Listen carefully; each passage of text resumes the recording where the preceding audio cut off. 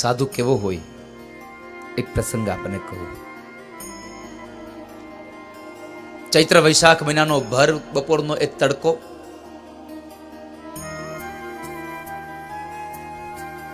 અને એ તડકામાં એક યુવાન દીકરી કુંવારી છે, અને એક કુંવારી દીકરી કુએ પડવા જાય છે, આત્મહત્યા કરવા જાય છે. મધ્યાંતરનો તડકો છે.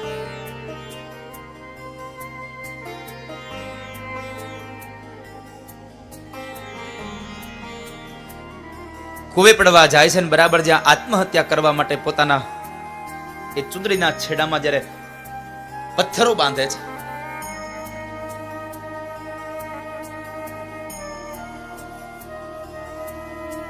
જ્યારે પથ્થરો બાંધે છે ત્યારે એ પથ્થરો બાંધીને જે પડવા જાય ત્યાર પહેલા એક સાધુએ આવીને એ દીકરીનો હાથ પકડે છે. બેન, હે માં, શું કરે છે તું?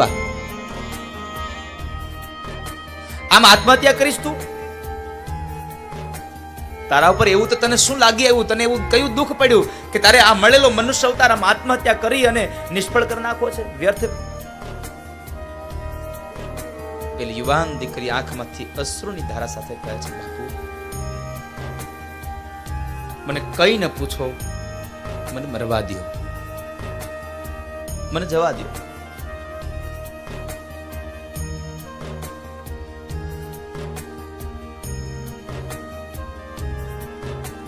સાધુ કહે છે, પણ દીકરી કે તો ખરા બાપા, કે તારા ઉપર એવું તો કયું દુઃખ આવ્યું કે તારે આત્મહત્યા કરવી પડે છે?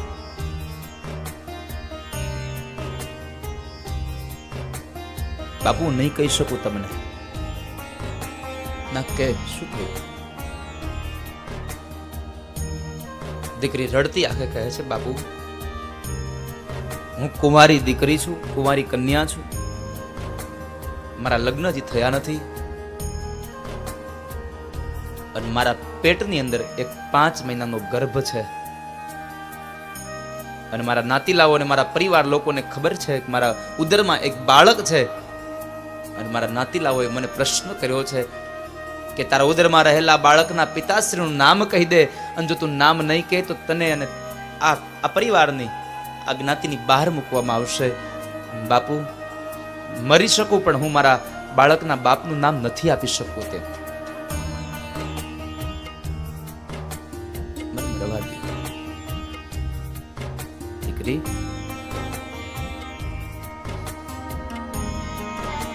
તું તારી જાતને મારીશ અને તારા ઉદરમાં રહેલા બાળકને એને શું બગાડ્યું તારું?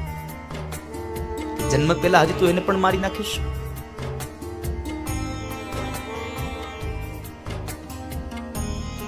બાપુ, શું કરું બીજું? મારી પાસે કોઈ રસ્તો નથી, કોઈ માર્ગ નથી. સાધુ પ્રશ્ન કરે છે કે દીકરી, તું કદાચ તારા પેટમાં રહેલા બાળકના બાપનું નામ આપી દે, તારો અને તારા બાળકનો જીવ બચી જાય. બાપુ, બચી જાય, પણ હું નામ નથી આપી શકું તેમ. ત્યારે ભારત વર્ષનો સાધુ એટલું બોલ્યો તો, દીકરી, ઘરે વઈ જા. કાલ સવારમાં તારા નાતીલાઓ ભેગા થાય અને તને જ્યારે જાહેરની અંદર પ્રશ્ન કરે કે તારા ઉદરમાં રહેલા બાળકના બાપનું નામ શું છે, ત્યારે તારા નાતીલાઓને જાહેરમાં કહી દેજે કે મારા પેટમાં રહેલા બાળકના બાપનું નામ સંત મૂળદાસ છે. સંત મૂળદાસ છે. બાપુ, ન કરી શકું આ. નહીં દીકરી, જા.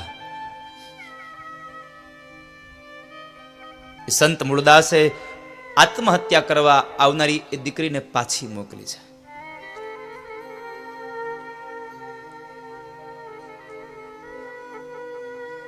એ સંત મૂળદાસ,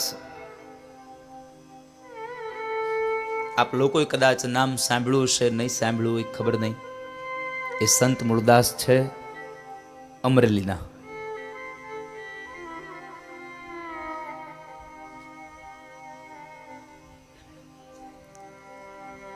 દીકરીએ જઈ અને બધા નાતીલાઓની વચમાં કહ્યું કે મારા પેટમાં રહેલા બાળકના બાપનું નામ સંત મૂળદાસ છે.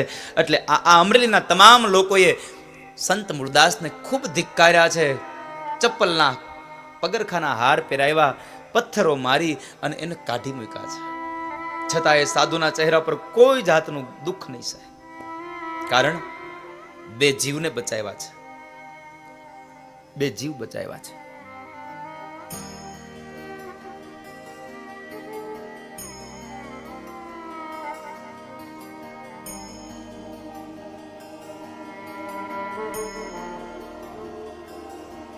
નાતીલાઓ એ ગામના લોકોએ સંત મૂળદાસને કાઢી મૂક્યા છે.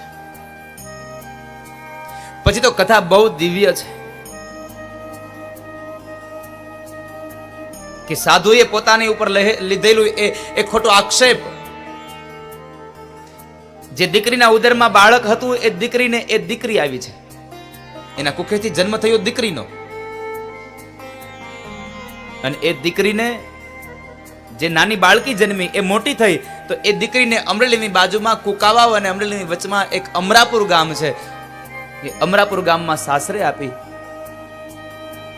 અને અમરાપુર ગામમાં સાસરે આપી અને એ દીકરીના જે લગ્ન થયા ને એના સંસારમાં જે દીકરો થયો ને એ સ્વામિનારાયણ સંપ્રદાયના મહાન સંત મુક્તાનંદ સ્વામી પોતે થયા છે, જેની આરતી આપણે ગાતા હોઈએ છીએ. મુક્તાનંદ કહે મુક્તિ અને સુગમ કરી સિદ્ધિ, જય સદગુરુ સ્વામી. પાવન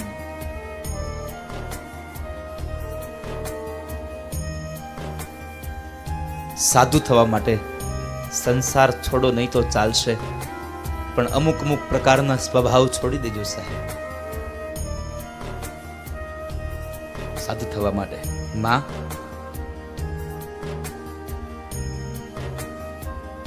વિદ્યાનું મૂળ મારા ગુરુએ બતાવ્યું, પછી માસ્તરનો માર શિવને રેખાઈએ. વિદ્યાનું મૂળ તો મારા ગુરુએ બતાવ્યું.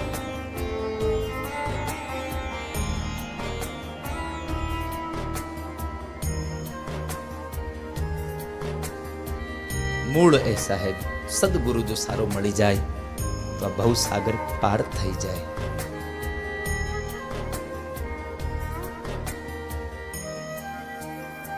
હું આજે એક પંક્તિ લખીને એક ગીત લખીને આવ્યો તો, પણ મને લાગે છે કે કદાચ છે તો ખરું મારી પાસે. સદગુરુના શરણનું એક પદ લાવ્યો હતો આજે. બે પંક્તિ તમને ગવડાવું, ભાવશે. મેં તો શરણું લીધું છે એવા સંતનું રે,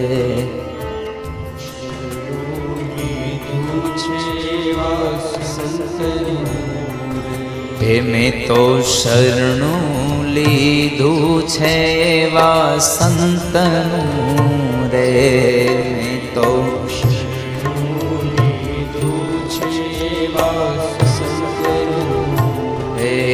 ભજન કરતા શીખવાડ્યું ભગવંતનું રે, ભજન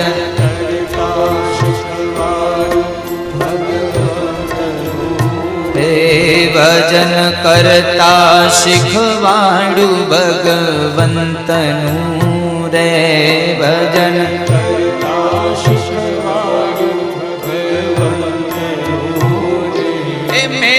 શરણું લીધું છે એવા સંતનું રે, મેં તો શરણું લીધું છે એવા સંતનું રે, મેં તો શરણું લીધું છે એવા સંતનું રે, તો શરણું લીધું છે એવા સંતનું રે.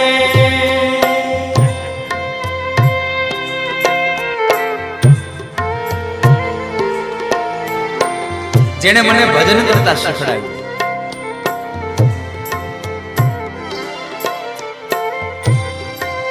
જેણે મને ભગવાનમાં રાગ અનુરાગ કરતા શીખડાવ્યો, જેણે મને ભગવાનની શ્રદ્ધા બતાવી છે, ભગવાનનું ભજન કરાવ્યું, એવા સદગુરુનું શરણ લીધું છે. અને આ દુનિયામાં તમે 4 વેદ વાંચો, ગમે તે કરો, પણ ગુરુ બિન મિટે ના ભેદ. સદગુરુ વગર આપણો ભેદ ન મટે. સદગુરુ વગર આપણને આપણો કોઈ દી ભેદ ન મટે. એ ભવો ભવનું તે પુણ્ય ભેળું થયું રે.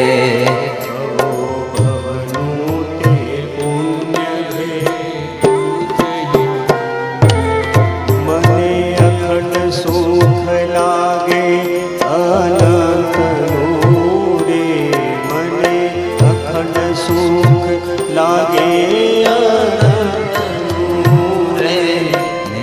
શરણું લીધું છે સદા સંતનું રે. શરણું લીધું છે એવા સંતનું રે. એમે તો શરણું લીધું છે એવા સંતનું રે.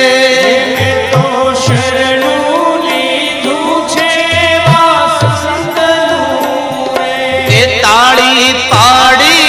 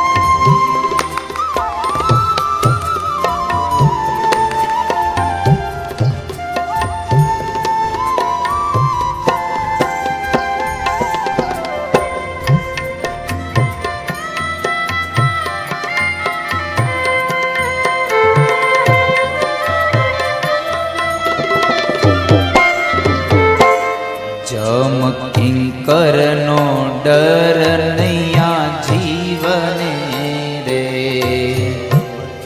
કરનો ભય નથી આ જીવને. એ જમ કિંકરનો ડર નથી આ જીવને રે. કરનો ડર નથી આ જીવને. અળખાયું છે દુઃખ મારા અંતનું રે. અળખાયું છે દુઃખ મારા અંતનું રે.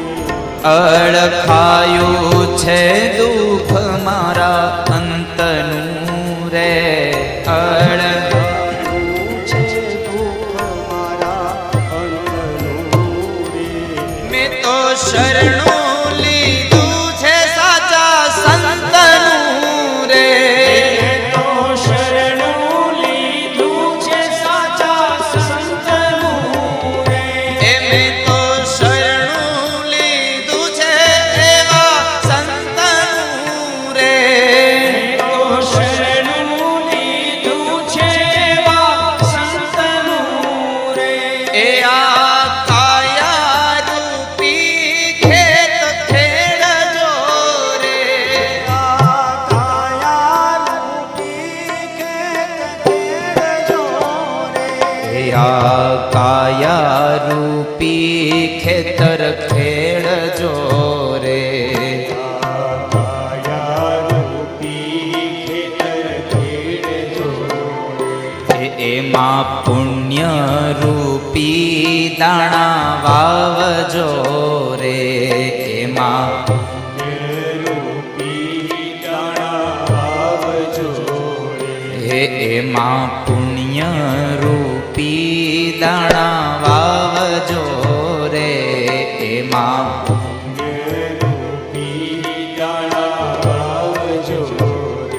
એ પછી પાપ રૂપી પંખી ઉડાડજો રે, પછી પાપ રૂપી પંખી ઉડાડજો રે, એ પછી પાપ રૂપી પંખી ઉડાડજો રે, પછી પાપ રૂપી પંખી ઉડાડજો રે, તાળી પાડીને રામ રામ બોલજો રે, તાળી પાડીને રામ રામ બોલજો રે, એવી તાળી પાડો તો મારા રામની રે, એવી તાળી પાડો તો મારા રામની રે, એ તમે વાતું કરો ને ઘન શ્યામની રે, તમે વાતું કરો ઘનશ્યામની રે, એ તમે સ્મરણ કરો સીતા રામના રે, તમે સ્મરણ કરો સીતારામના રે, તમે સ્મરણ કરી લ્યો રાધે શ્યામના રે, તમે સ્મરણ કર્યો રાધે શ્યામના રે, તાળી પાડીને રામ રામ બોલજો રે, તાળી પાડીને રામ રામ બોલજો રે, એ તાળી પાડીને રામ રામ બોલજો રે, તાળી પાડીને રામ રામ બોલજો રે, તાળી પાડતા જે શરમાય છે, તાળી પાડતા જે શરમાય છે, એનો અવતાર એળે જાય છે રે, એનો અવતાર એળે જાય છે. તમે તમારી જાતે નક્કી કરજો, આપણો અવતાર એળે જાય છે કે શું જાય છે. એ તાળી પાડતા જે શરમાય છે